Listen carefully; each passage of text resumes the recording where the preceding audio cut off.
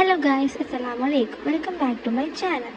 It's magic hub. ഞാൻ ഇന്ന് വന്നിരിക്കുന്നത് വളരെ പെട്ടെന്ന് വീട്ടിൽ തന്നെ തയ്യാറാക്കാൻ പറ്റിയൊരു പാനിപ്പൂരി റെസിപ്പിയുമായിട്ടാണ്. നമുക്ക് നിമിഷ നേരം കൊണ്ട് തന്നെ തയ്യാറാക്കി എടുക്കാം. And one of my favourite റെസിപ്പിയാണ് ഇത്.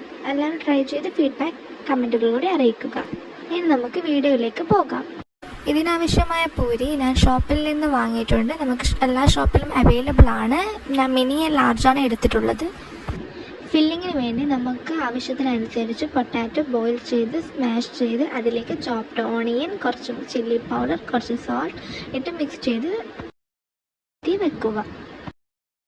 സ്വീറ്റ് പാനിക്ക് ആവശ്യമായി ഒരു ചെറിയ പിടിപ്പൊളി, ഒരു ചെറിയ പീസ് ജാഗരി, കുറച്ച് ഈത്തപ്പഴം വെള്ളത്തിൽ വേവിച്ചെടുത്ത് അത് മിക്സിയിൽ അരിച്ചെടുത്ത് വെള്ളം ഒഴിച്ച് ലൂസാക്കി വെക്കുന്നു.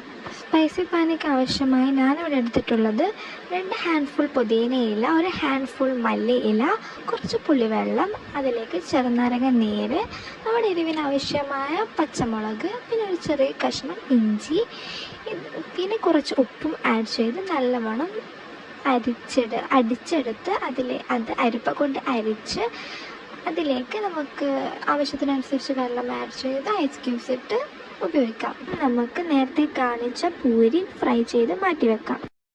നമ്മുടെ പാനിപ്പൂരിക്ക് ആവശ്യമായ എല്ലാം ഇവിടെ റെഡി ആയിട്ടുണ്ട്. പൂരി നമ്മൾ ഫ്രൈ ചെയ്ത് മാറ്റി വെച്ചത്. ഇതിവിടെ കാണുന്നത് സ്വീറ്റ് പാനി, സ്പൈസി പാനി, പിന്നെ നമ്മുടെ ആലു മസാല നമ്മൾ നേരത്തെ ഉണ്ടാക്കി വെച്ചത്.